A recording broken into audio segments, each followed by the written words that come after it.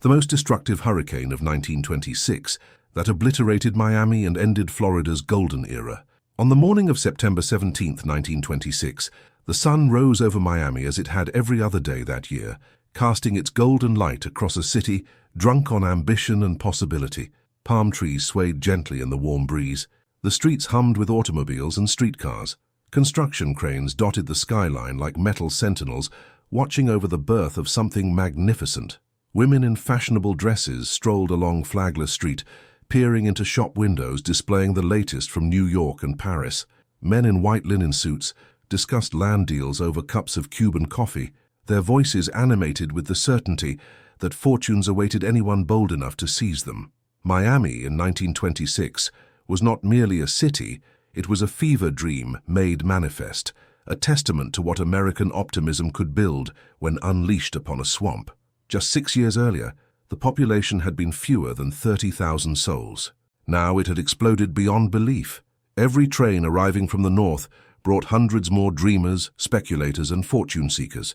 Every ship docking at the harbor carried investors with pockets full of cash and heads full of visions. The newspapers called it the Magic City, and for those September days, the name seemed not just appropriate, but understated.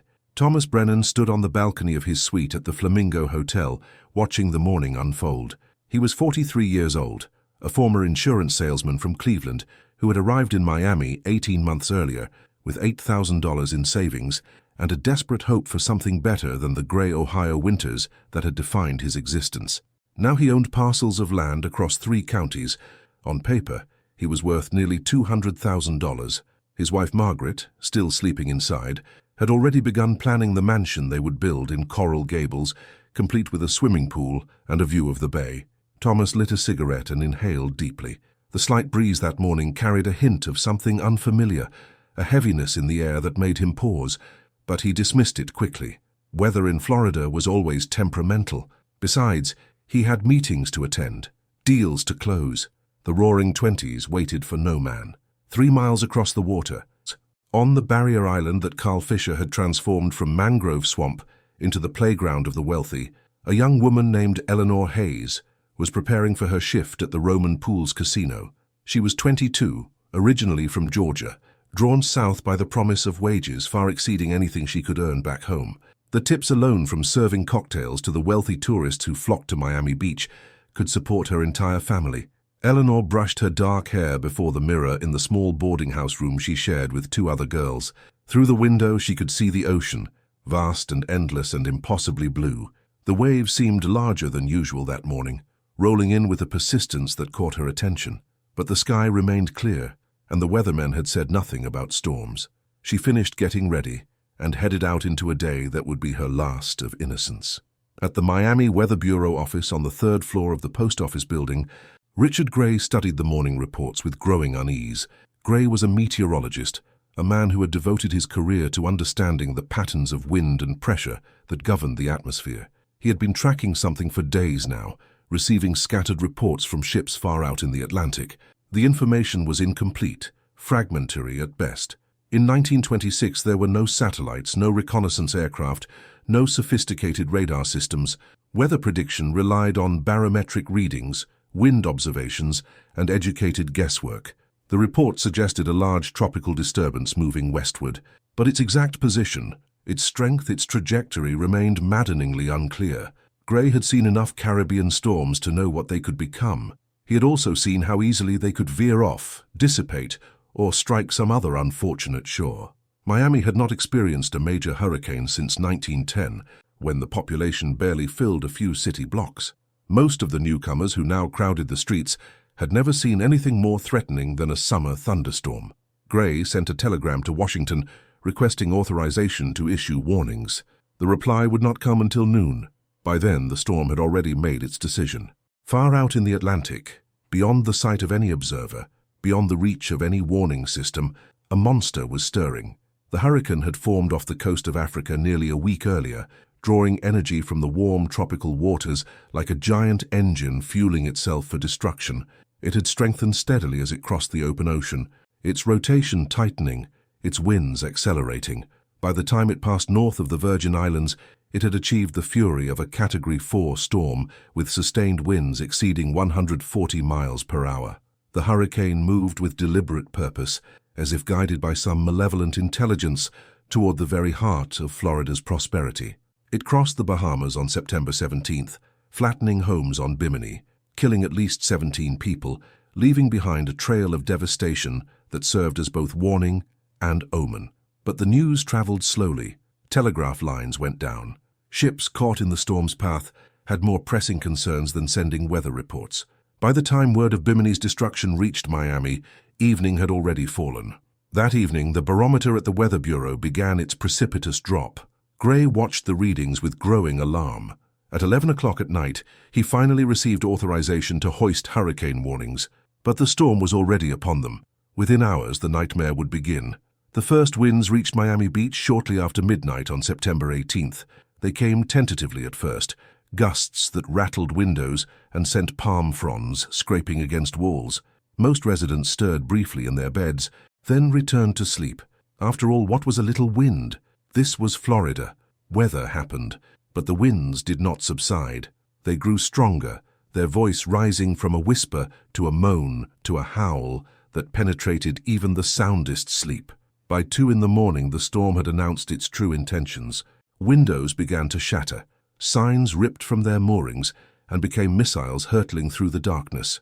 The ocean, no longer content with its boundaries, began its inexorable advance onto the land. Eleanor Hayes huddled with the other girls in the corner of their boarding house, listening to the building groan and shudder around them. The power had failed an hour ago, leaving them in darkness broken only by occasional flashes of lightning. The roar outside was beyond anything she had imagined possible, a continuous shriek that seemed to come from everywhere at once. She thought of her mother back in Georgia, of the letters she had written describing her wonderful new life in paradise. She wondered if she would ever write another. Across the bay, Thomas and Margaret Brennan had taken shelter in the basement of the Flamingo Hotel, along with dozens of other guests. The magnificent structure, which Carl Fisher had built to attract the wealthiest visitors in America, was being tested as never before. Above them, they could hear the crash of breaking glass, the thud of debris striking walls, the continuous assault of wind that seemed determined to tear the building apart piece by piece. Thomas held his wife close, feeling her trembling against him. 20 months ago, he had been a nobody in Cleveland, counting pennies and dreading each winter.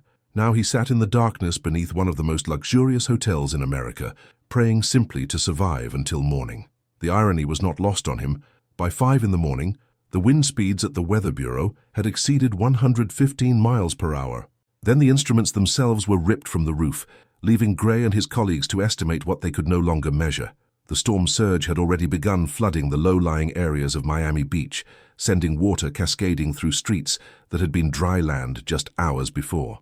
Buildings that had seemed so permanent, so solid, were revealing themselves to be nothing more than temporary arrangements of wood and concrete, easily unmade by nature's fury. Then, around 6:30, something strange happened. The wind stopped. Not gradually, not in stages, but with a suddenness that seemed almost miraculous. The howling that had filled the air for hours simply ceased.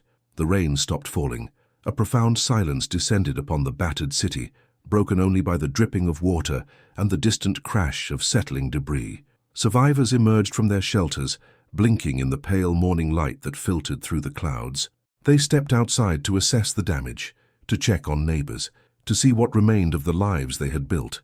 The streets were rivers of debris. Trees lay toppled in every direction. Automobiles had been tossed about like children's toys. But the storm was over. It had to be over. Nothing that violent could possibly continue. They were wrong. What they had experienced was the eye of the hurricane, that paradoxical zone of calm at the very center of the tempest. In 1926, this phenomenon was understood only by experts. The thousands of newcomers who had flooded into Miami during the land boom had no way of knowing that the worst was yet to come.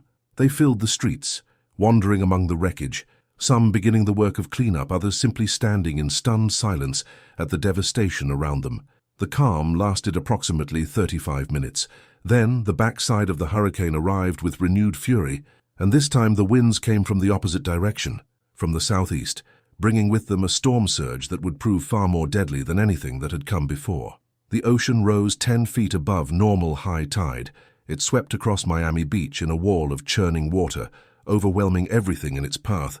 People who had survived the first half of the storm, who had ventured outside during the deceptive calm, found themselves caught in the open as the winds returned with devastating force. They had no time to seek shelter, no time to flee. The water came too fast, too strong, too merciless. Eleanor Hayes had made a terrible mistake. During the eye, she had left the boarding house with 2 other girls, thinking to check on friends at a nearby hotel. They were 3 blocks away when the winds resumed. She remembered the moment with perfect clarity for the rest of her life. The sudden gust that nearly knocked her off her feet. The instant realization that something was very wrong. The desperate sprint back toward shelter as the rain began again, driving horizontally, stinging like needles against exposed skin. She made it. The other 2 girls did not. She never learned what happened to them, whether they were swept away by the surge, or crushed by falling debris, or simply lost in the chaos of that terrible morning. Their names would not appear on any official list of casualties, for in the aftermath, so many people would simply be gone, unaccounted for, their fates unknown.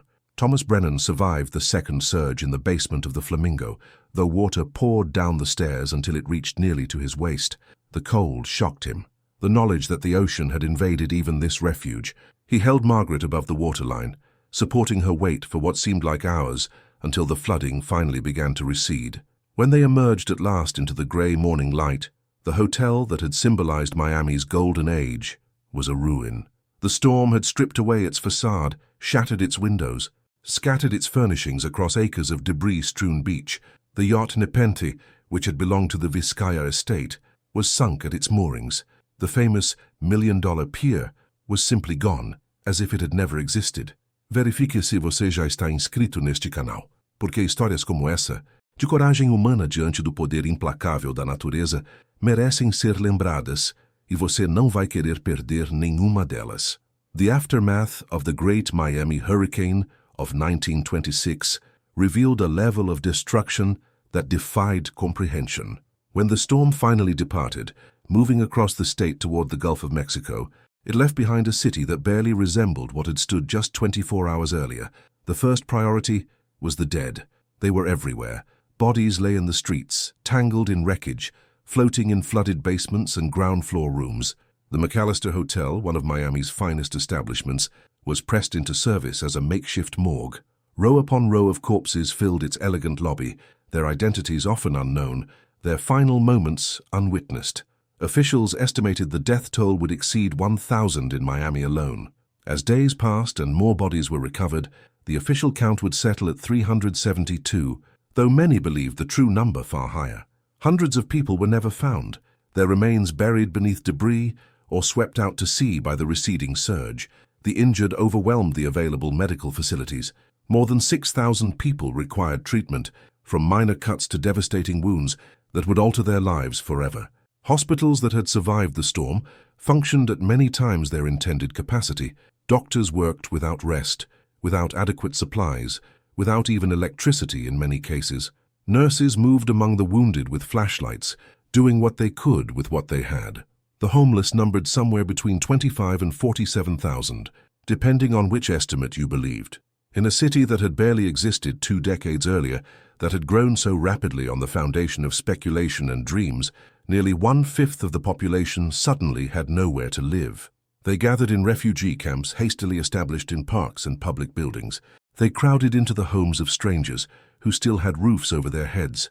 They wandered the devastated streets in shock, unable to process what had become of their lives. The physical damage was staggering. 4,700 homes had been destroyed outright, with thousands more severely damaged. Entire neighborhoods had ceased to exist. In the poorer sections of town, particularly the segregated areas where black residents had been forced to live, the destruction was nearly total. The flimsy construction that had characterized the boom years provided no protection against winds that exceeded 150 miles per hour. Buildings assembled in weeks had been dismantled in minutes. The great architectural landmarks that had defined Miami's ambitions lay in ruins. The Fulford-Miami Speedway, where Carl Fisher had envisioned winter racing championships that would rival anything in Indianapolis, was flattened beyond repair. It would never host another race.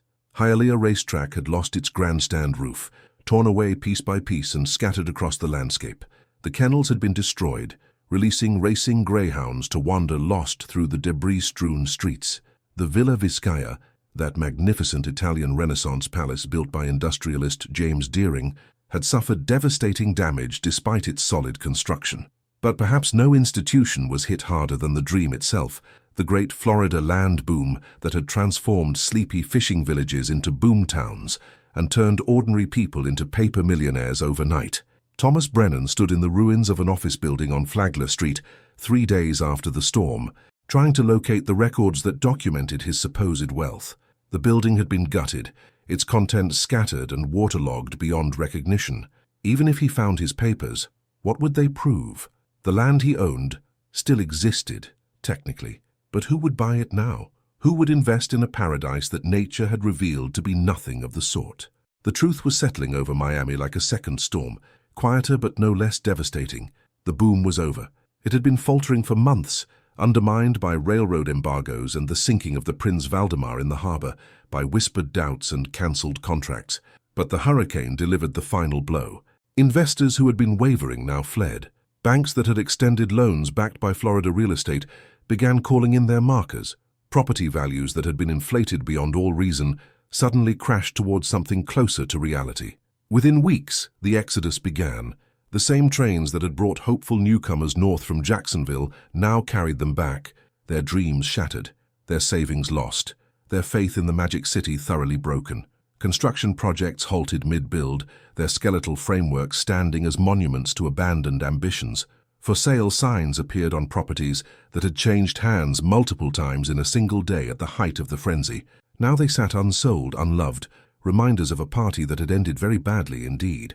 Carl Fisher, the visionary who had transformed Miami Beach from mangrove swamp to international destination, watched his fortune evaporate. Before the storm, he had been worth somewhere between $50 and $100 million, one of the wealthiest men in America. The hurricane began a decline that the Great Depression would complete. Within years, the man who had built an empire would be reduced to doing odd jobs for former friends, living in a small cottage on the beach he had once owned. George Merrick, who had created Coral Gables as a model Mediterranean community with wide boulevards and Spanish architecture, saw his creation devastated and his company crushed under the weight of debt. The elegant entrance gates, the beautiful fountains, the careful planning that had made Coral Gables the envy of developers everywhere, none of it could withstand the combination of natural disaster and economic collapse. The pattern repeated across South Florida. Developers who had seemed destined for permanent prosperity found themselves bankrupt. Banks failed as loans went unpaid. The optimism that had fueled the boom revealed itself to have been, in part, an elaborate collective delusion, a willingness to believe that prices would rise forever, that the good times would never end. For the country watching from afar, Miami's disaster carried troubling implications. If a city could be built on speculation and dreams, and if nature could sweep it away in a single night, what did that say about the foundations of American prosperity? The Roaring Twenties was still roaring elsewhere, the stock market still climbing, the parties still continuing. But in Florida, the future had arrived 3 years early. The Great Depression that would engulf the nation in 1929 had already begun its work in the Sunshine State. Eleanor Hayes remained in Miami through the terrible weeks that followed. She worked wherever she could find work, helping with cleanup, serving food at relief stations, caring for survivors who had lost everything. The Roman Pools Casino where she had worked was destroyed. The boarding house where she had lived was condemned. But something kept her there, a stubborn refusal to let the storm have the final word. She watched as the relief effort organized itself, as help arrived from across the nation. The Red Cross established a major operation, eventually raising millions of dollars for recovery. William Randolph Hearst, the publishing magnate, sent a special train equipped with doctors, nurses, and water purification equipment. Volunteers arrived from neighboring states to help dig out survivors and clear the mountains of debris. But Eleanor also witnessed the other side of Miami's response, the desperate attempt by promoters and boosters to minimize the disaster's impact. Even as bodies were being recovered, some civic leaders worried more about bad publicity than about the suffering around them. They feared that accurate reporting of the destruction would permanently damage Florida's reputation, would end any chance of recovery. In the weeks following the storm, battles erupted between relief workers who wanted to tell the truth and promoters who wanted to hide it. The Red Cross found its fundraising efforts hindered by officials who insisted the damage was being exaggerated. It took weeks for the full scale of the disaster to reach the national consciousness, weeks during which survivors went without adequate food, water, and shelter because the help they needed had been delayed by those who prioritized image over reality. Margaret Brennan developed pneumonia from her hours in the flooded basement. She spent 3 weeks in an overcrowded hospital, delirious with fever, calling out names Thomas did not recognize. When she finally recovered, she told him she wanted to go home, not to their rented suite at the Flamingo, which no longer existed, not to the mansion they had planned in Coral Gables, which they could no longer afford. Home, back to Cleveland, back to the grey winters and the ordinary life they had fled. Thomas resisted at first. Everything they owned was tied up in Florida real estate. To leave would be to admit defeat, to abandon any chance of recovering their losses. But as the weeks passed and the scope of the collapse became clear, he understood that there was nothing left to save. The papers he eventually recovered documented ownership of land that nobody wanted, titles to properties whose value had evaporated like morning dew. In November, they boarded a train heading north. They never returned. Se essa história está tocando seu coração, deixe comentário dizendo: o sonho não morre, ele se transforma. Porque a verdade é que cada pessoa que assistiu até aqui carrega dentro de si a mesma capacidade de superar o impossível. The Great Miami Hurricane did not merely destroy buildings and end lives. It transformed the very conception of what Florida was and what it could become. In the years that followed, the lessons of 1926 would reshape everything from construction practices to emergency management, from real estate regulation to hurricane forecasting. The most immediate change came in how buildings were constructed. The storm had exposed with brutal clarity the inadequacy of boom-era building methods. Structures thrown up quickly to satisfy the insatiable demand for housing had proven themselves death traps when confronted with genuine hurricane-force winds. Walls had collapsed like cardboard, roofs had peeled away like paper. The very speed that developers had celebrated as evidence of progress had become instead a verdict of negligence.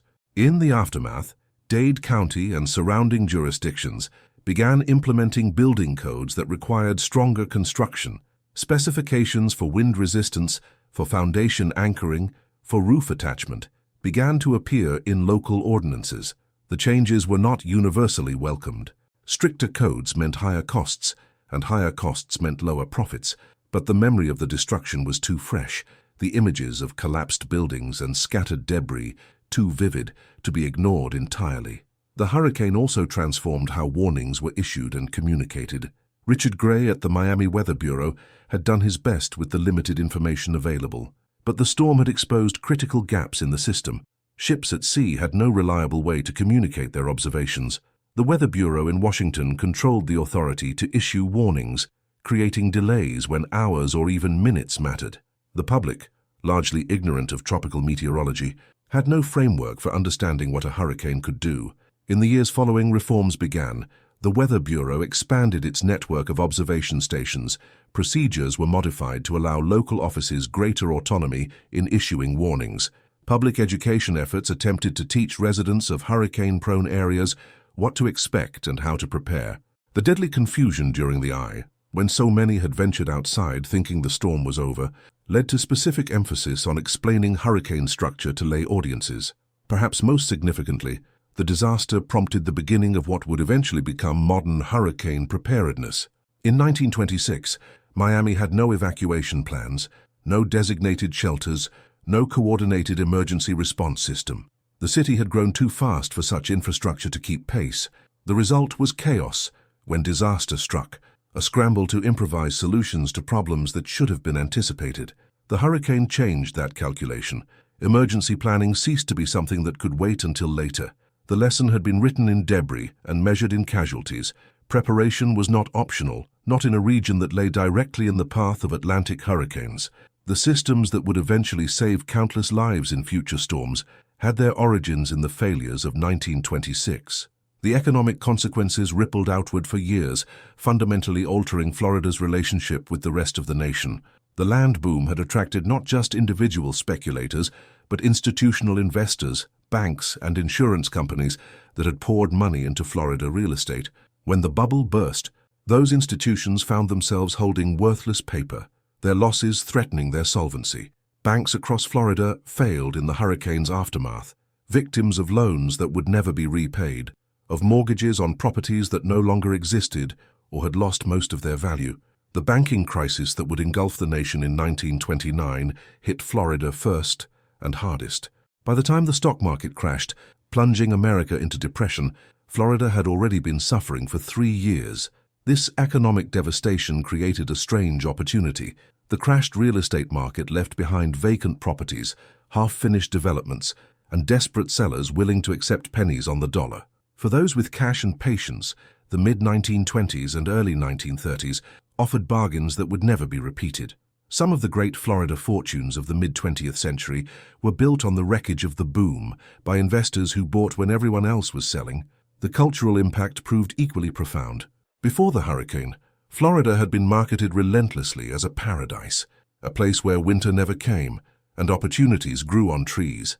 The advertising had been so pervasive, so effective, that it had created a kind of collective hypnosis. People believed because they wanted to believe, because the alternative was the cold, hard reality of life elsewhere. The hurricane shattered that illusion with brutal efficiency. Paradise, it turned out, could be swept away overnight. The sunshine could give way to apocalyptic storms. The beautiful beaches could become graveyards. After 1926, Florida could never again be sold as a place exempt from nature's fury. The marketing would continue, would eventually succeed again in drawing millions southward. But it would always carry an asterisk, an acknowledgement that paradise came with risks. Eleanor Hayes found work eventually at a restaurant in downtown Miami that had survived the storm and the economic collapse that followed. She worked there for 2 years, saving what she could, sending money home to her family in Georgia. She watched the city slowly recover, watched buildings rise from the rubble, watched new faces replace the ones that had fled. In 1928, she married a man named Robert Sullivan, a carpenter who had come south after the hurricane specifically because there was so much rebuilding to be done. Their courtship had been conducted among construction sites and salvage operations, a romance built on the shared experience of putting broken things back together. They raised 3 children in a modest house in Little Havana, a house that Robert built himself, using every technique he had learned from studying what the hurricane had destroyed. When the next great storm came in 1935, the Labor Day hurricane that devastated the Florida Keys, Eleanor and Robert were prepared. They had supplies, a plan, a strong house, and an understanding of what hurricanes could do. They survived as they would survive other storms in the years that followed. The lesson of 1926 had become part of who they were. The hurricane generation, those who had lived through the storm as adults, would carry its memory for the rest of their lives. They would tell stories to children and grandchildren, would shake their heads at newcomers who seemed not to understand what Florida weather could become. They became the guardians of institutional memory, the living reminders that nature's peace was temporary and her fury was always possible. Thomas and Margaret Brennan returned to Cleveland and never spoke publicly of their Florida adventure. Thomas found work again in insurance, rebuilding a modest career from the ashes of his speculative fortune. They lived in a comfortable but unremarkable house, far from the ocean, far from palm trees, far from the memories of what they had lost. When Thomas passed in 1954, his obituary mentioned nothing about Miami, nothing about the boom, nothing about the hurricane. That chapter had been closed and sealed, too painful to revisit even in death. But others embraced the story, recognized its power, understood that what had happened in Miami in September 1926 was not merely a natural disaster, but a defining moment in American history. The first great real estate bubble and crash, the first modern hurricane catastrophe, the first glimpse of what climate could do to an overconfident civilization.